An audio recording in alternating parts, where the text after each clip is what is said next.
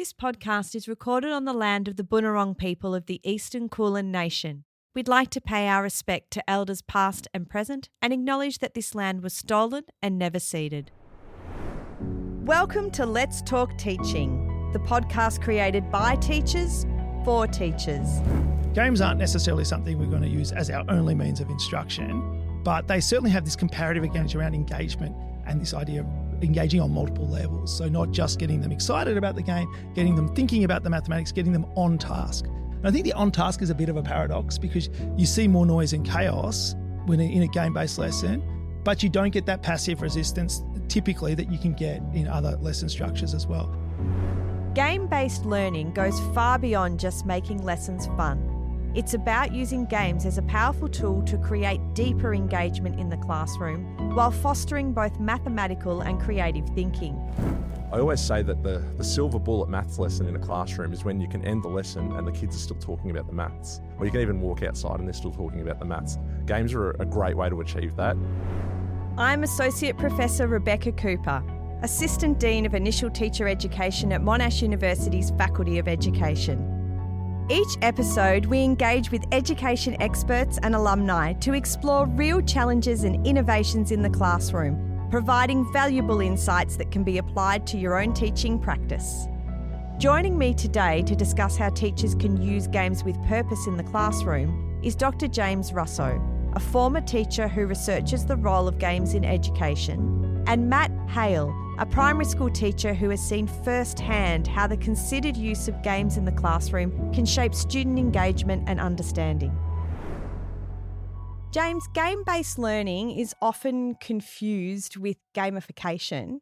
So how would you define game-based learning? I would say gamification is more about what you're doing to the classroom environment itself. Okay, you're trying to turn the classroom environment into a game. Game-based learning is where the learning itself actually sits within a game. So we can think of gamification, maybe adding stickers, bells and whistles to the classroom to try and incentivize students to maybe do more mathematical work, do it faster, whatever the structure might be. Whereas game-based learning is where the mathematics in this case would sit within the game itself. So I think the distinction is really important, and often they kind of get blended together, both within the popular literature, but even sometimes in the academic literature. But to me, they're very distinct things. You get also parents confusing the two sometimes. So sometimes when I talk to parents and say, we're playing a game in maths this week, or the kids go home and talk about all the games they've played in maths, and of course that's the only thing they remember, the parents are saying, oh, what are you doing? You're just giving out stickers and playing games. And no, it helps when you can get in front of the parents, I think, and even they can quickly see the difference between that surface level gamification, like you were talking about, James, and actually having something that's meaty and has real life consequences that kids can then talk about and discuss and become more deeply involved with mathematics through that sort of approach. Yeah. So then why is it important to sort of think about games in the classroom in terms of student learning? Why do we need to do that? Can't we just, teach maths the way we always have? Well, I suppose we could try to do that if we wanted to. We can do all sorts of things to teach mathematics. There's lots of different pathways there. I like games for lots of reasons. I'm going to let Matt start with this one because he's currently in the classroom. So, Matt, why do you use games? Yeah, sure. Well, first of all, I guess that there's the idea of the old-fashioned, before we used games. But I think when I grew up, we used games in the classroom as well. So it's been around for a while.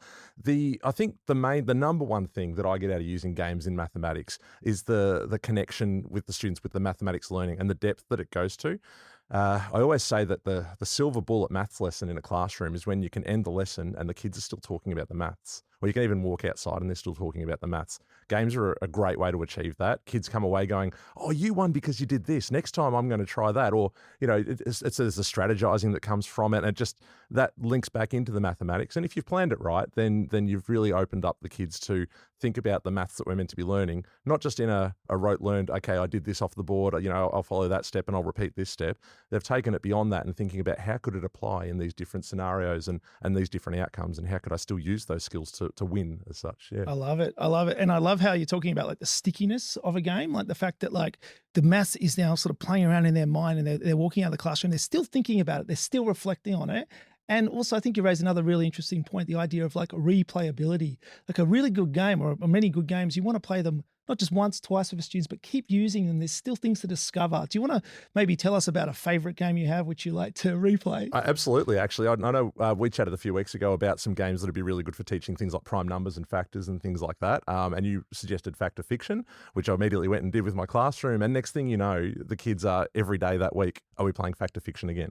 And it's like, you investigate a little bit and say, why? What are you going to? And they always say, because I've got something else I want to try with those factors, with those numbers. Not just, I just want to win. There's always another level they want to take it to. It was actually funny because we went on school camp just last week. And the week before, when I was planning and talking to the kids about which sports equipment I was taking, I had multiple students in my class say, can you tuck some packs of cards in? We want to play Fact or Fiction. Now, if you've got kids about to go on this exciting camp, miles away and pay all this money, or the parents anyway, and there's all this stuff to look forward to, and the thing that they're really thinking of, I want to keep doing maths while I'm on camp. Well, that's that silver bullet thing I was talking about, isn't it? You're on the right, Matt. That sounds good. You're doing a good job over there. Yeah, but thanks. what is Fact or Fiction? What is it? Sure. So Fact or Fiction is the concept of fact or fiction, but it uses the concepts of factors. So. Now, James is going to correct me here because without a deck of cards, I struggle to explain it. Right. Yeah, but basically where there tends to be, you've got your deck of cards is 4 suits. So you break up your hearts to one student and your diamonds to another student. They're your 2 players in the game. And then you'll have your clubs and spades. And your clubs will be your community cards and your spades will be the challenge cards. You don't use things like Queen, King, Jack. So ace is 1. So you've got the numbers 1 through 10.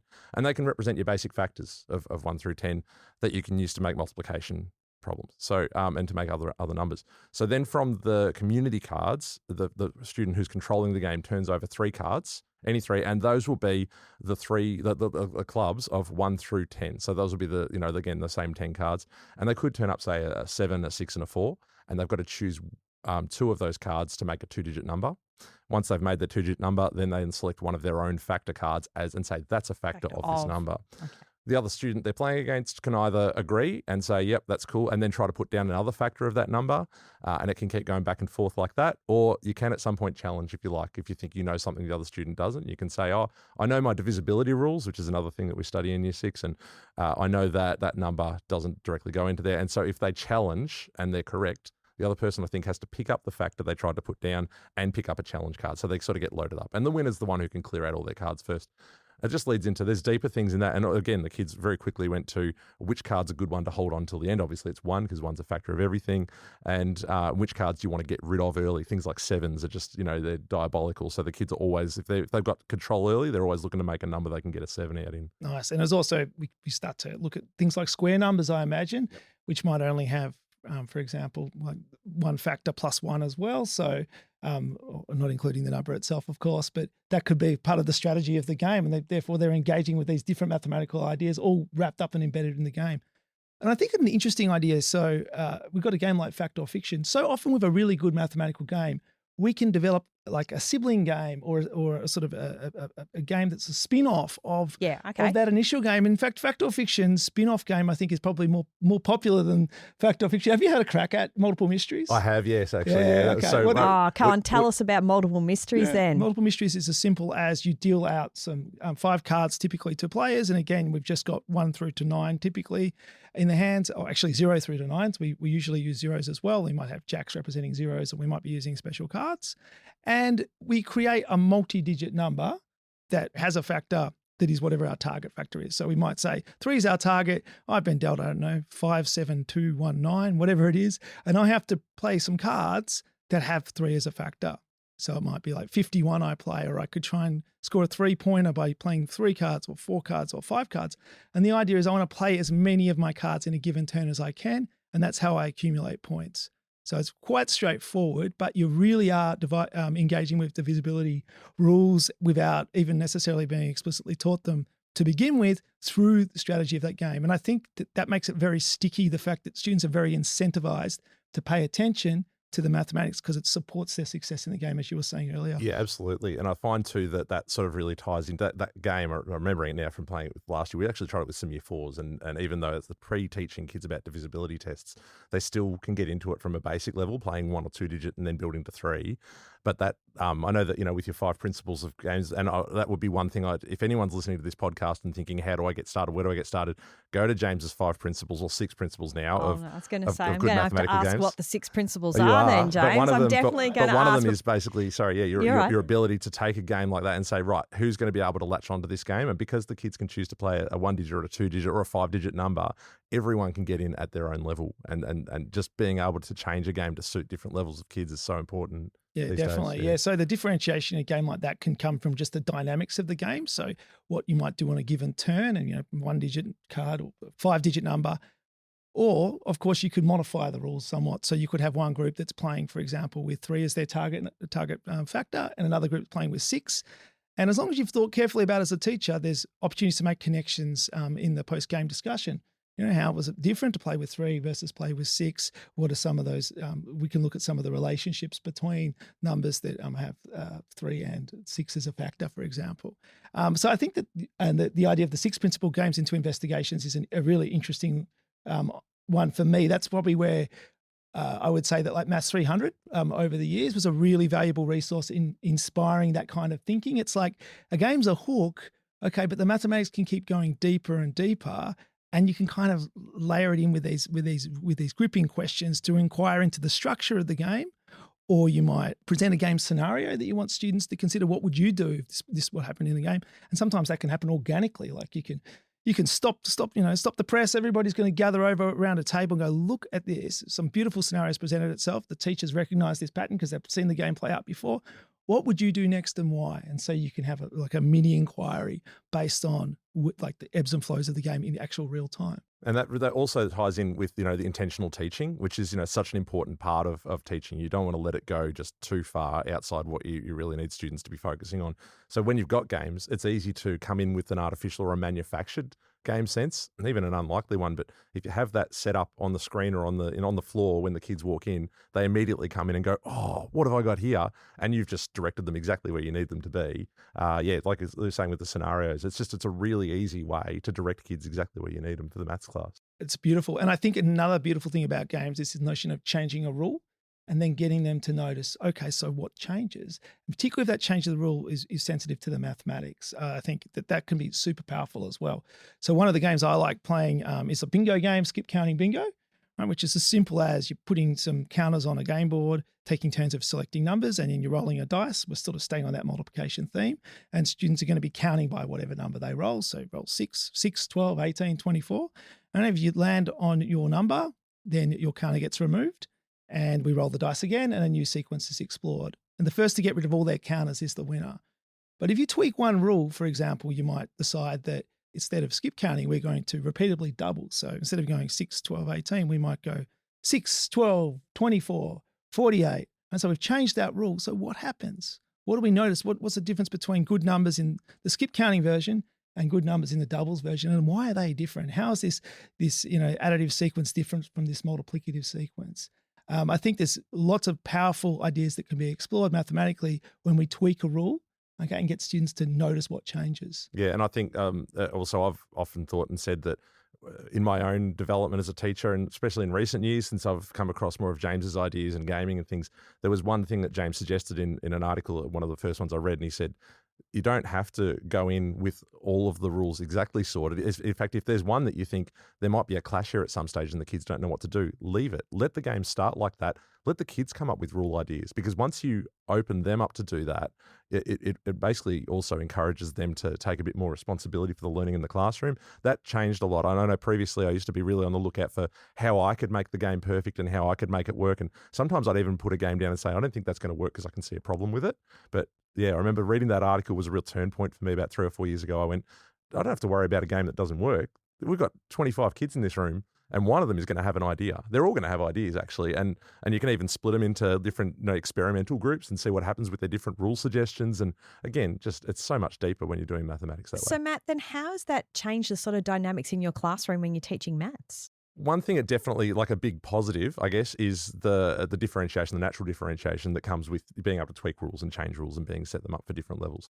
I used to steer clear of games like that because I was worried about what it would do to behaviour and managing behaviour in a classroom and things like that too. But passing that responsibility over to students just increases engagement increasing engagement decreases behavioral disengagement.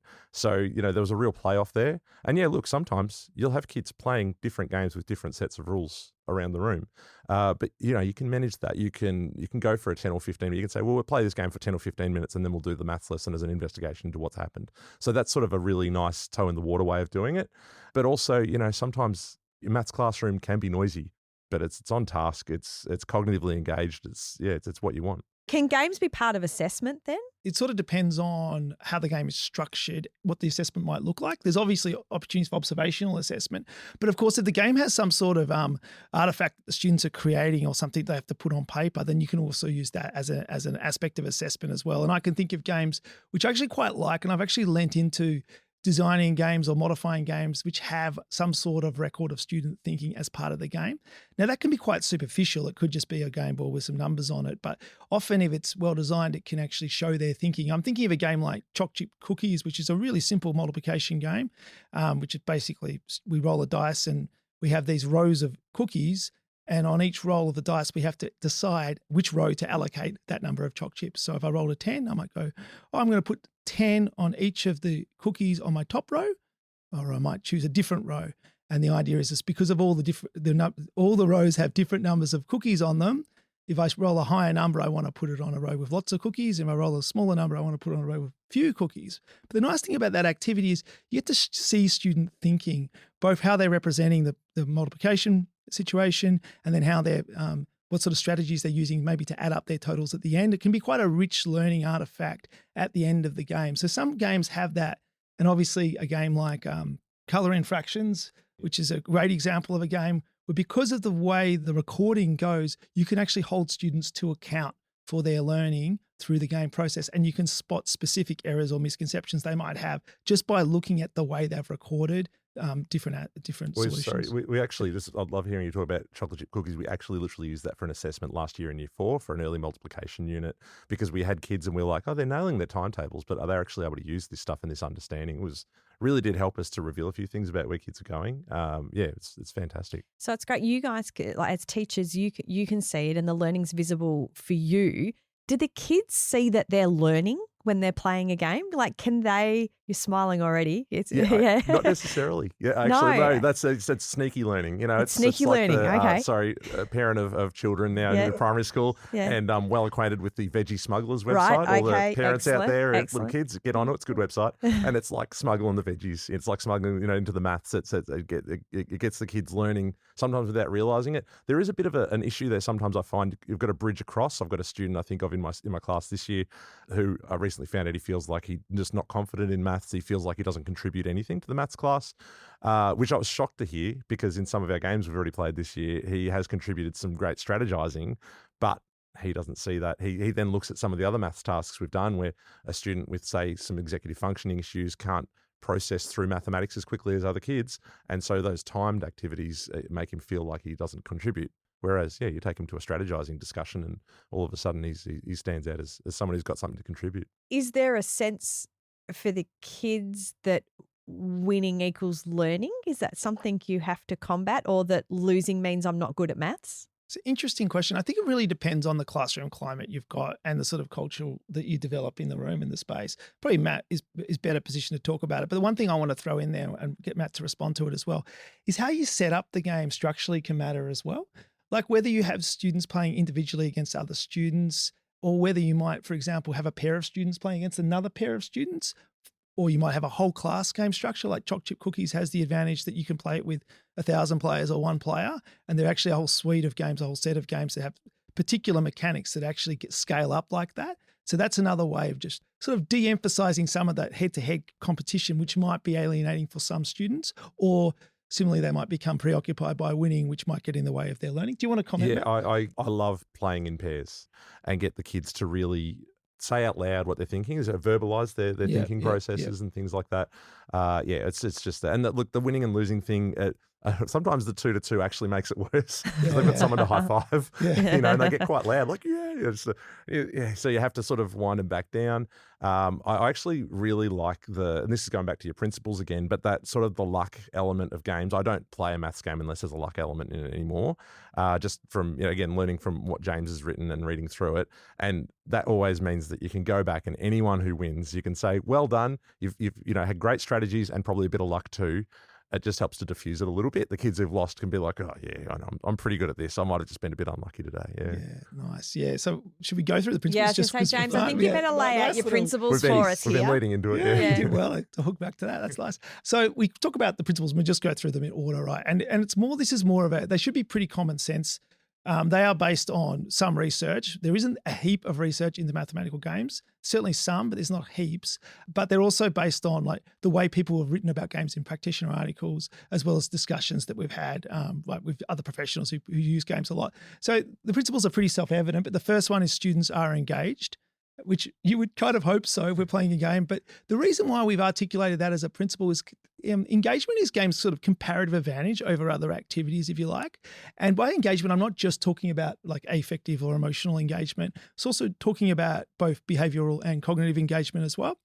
But so there's some research to say that students playing games will actually end up more on task and more likely to discuss the mathematics in their small groups than students who are doing other comparable activities.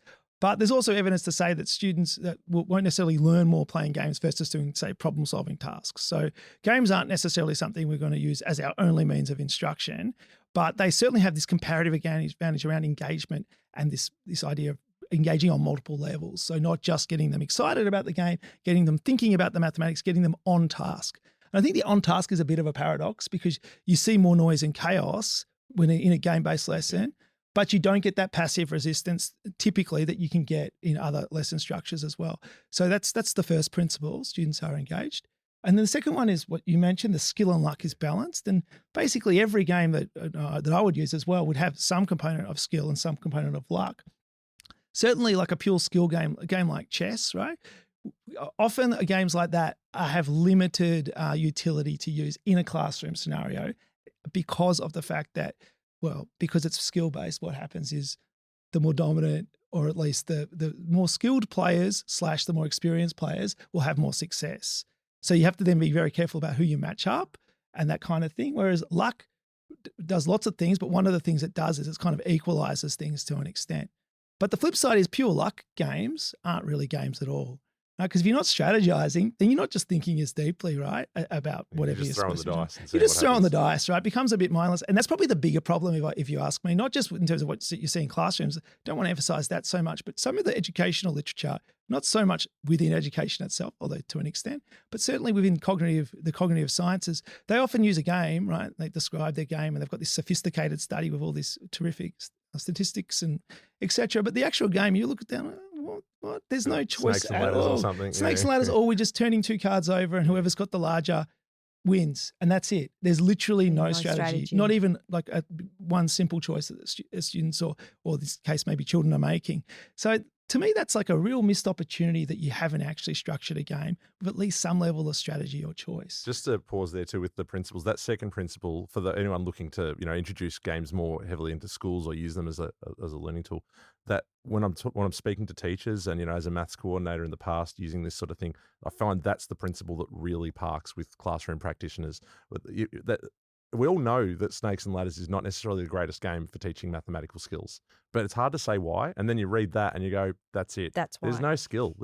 Whereas James will often say too, like I remember that reading another article of yours that said, don't throw away Snakes and Ladders, just introduce some rules that add some skill to the game, require some skill and thought in the students. Yeah. So again, modifying that, empowering teachers to be instructional designers in that way, I think is a real benefit of using games because they're familiar with the structure, of the activity, and then they can tweak it for their particular focus and purpose, and to make the game richer in the case of Snakes and Ladders. So I think that's a real invitation for teachers, and of course you mentioned before students as well, to modify the activities in line, in this case, the first case anyway, with the teacher's specific learning focus, say, but also in this case to make the game richer. So I think that's something that I get excited about. That actually connects to principle 4, which is around the idea of flexibility. So games are very flexible, both in terms of differentiation, but also we can modify games often, the basic mechanics, to teach related concepts or contrasting concepts. So one of the games examples of this I quite like is the game Land Grab or multiplication paddocks that you probably used a bit. Yeah, used that again last year. We did that on a parent night actually, and the parents loved it at least as much as the kids. Yeah. So it's a really nice game. For me, one of the reasons is the principle 3 mathematics is central, right? So there's sort of connecting them. Is that every choice you make in that game, in Land Grab or multiplication, tossle, it's got all sorts of names, right? Every decision you make relates to the mathematical focus, the mathematics in focus. You are engaging directly with properties of multiplication, be it the distributive property if you're splitting it up, or you might be engaging with the community property if you're rotating your arrays. So all your options in the game as a player, your strategies to relate directly to the mathematical focus. So I think that's a beautiful fit when you have that. And I would probably, the example I was going to use is that you can use a good game, as we talked about before, as inspiration for another good game. Yep. And Land Grab, by changing the rules, in this case, by instead of starting with the factors, we start with the product, we can introduce a game like Reverse Land Grab, which is actually more challenging, I think. Have you had a crack at Reverse Land Grab? So actually, last year I tweaked Reverse Land Grab a bit, and what I did was I don't know if you know, there's a free website called Wheel of Names, and you can put whatever you like on it and spin the wheel. So we put when we were teaching times tables, we put all of the times table products on the wheel, and so spun it rather than having to roll dice and try to get it to create a really good product that was healthy and can make a great array. We picked all the best arrays, put them on a wheel, spun them, and the kids used that. We've got our third principle is just mathematics is central, and this idea that whatever when students are actively engaged in the game, they are engaging deeply with whatever the mathematical learning objective is. It's not tacked on. It's not gamification. It's actually inherent in the game experience itself. They actually have to be engaging with the mathematics. We talked about principle 4 for flexibility, which works on multiple levels. It's quite sort of a complex principle, if you like. And then the 5th principle is an interesting one. It's the homeschool connection. So can you take the game home and play it with mum or dad or a sibling? And that's sort of another tick if a game has that as well. And the final principle we've actually already discussed, which is that the 6th principle, which is games into investigations. A good game can be transformed into an investigation. So they're the principles.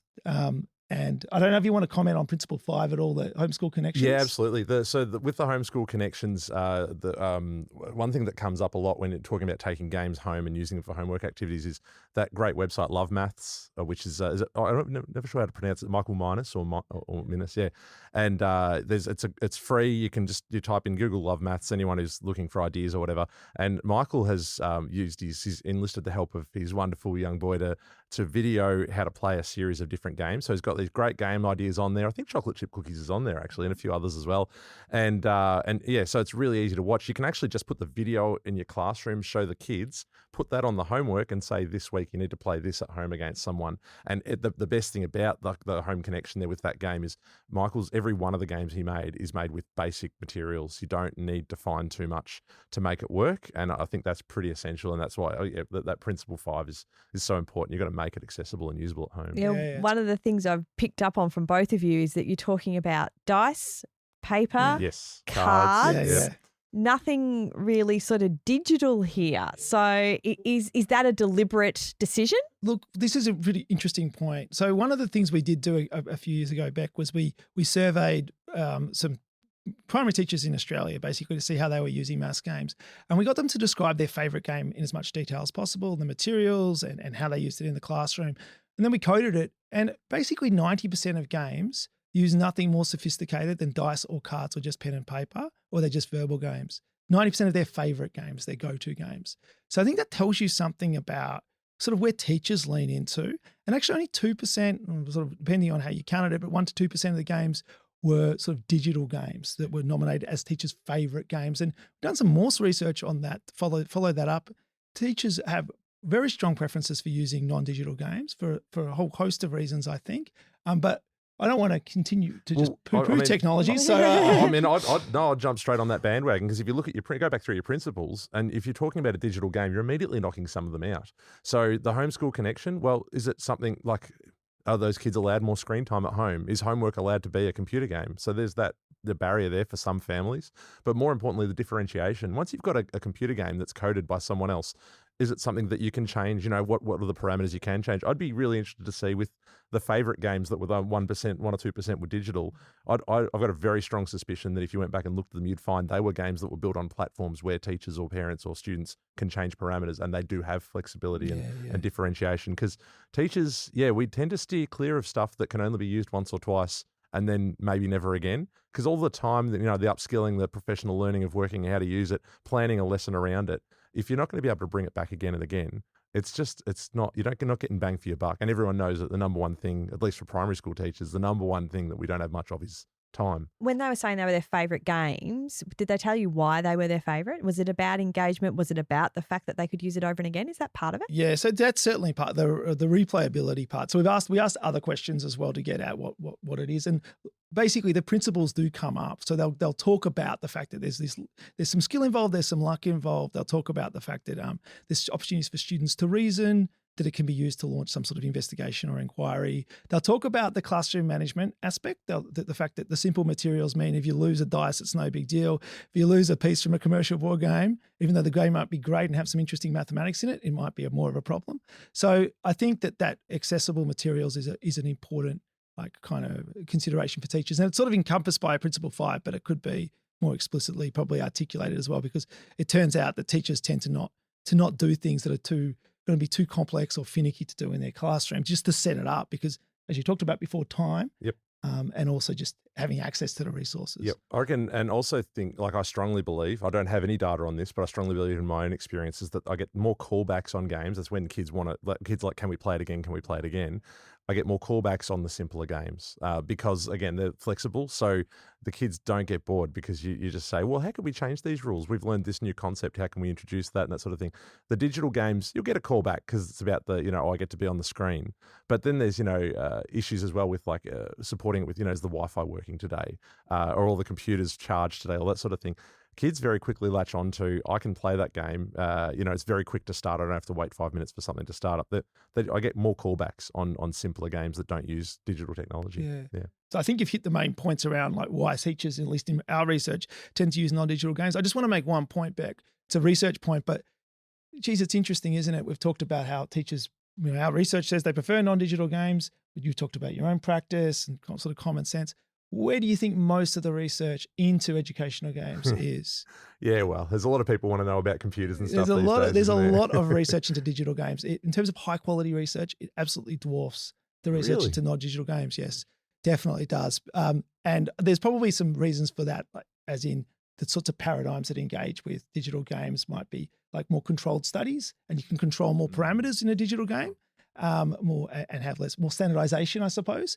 That's an aspect, but it's fascinating to me, the fact that when you talk about games in the literature, they assume you're talking about a digital game. Yep. You talk about games with teachers, they assume you're talking about a non-digital game. Yep. So James, what's your current research looking at then? Oh, well, I'm excited, Beck. I'm actually I'm doing some research into how teachers use games, but this time we're doing an international study. So we've got 7 countries involved. It's quite exciting to us because there's very little international literature looking at how teachers use games in mathematics across these different countries. And it tends to be that, a lot of the research literature, there's certain countries that are really well represented, like the United States, but some countries that, with large populations like Turkey and Indonesia that aren't as well represented in the literature, particularly the literature that's sort of the high quality maths education journals. So we're intending to publish our findings in then and be able to document how teachers in these different countries use games and for what purposes, and whether they make similar decisions to what we've discovered with our research into Australian teachers. Are they sort of tweaking and adapting existing games?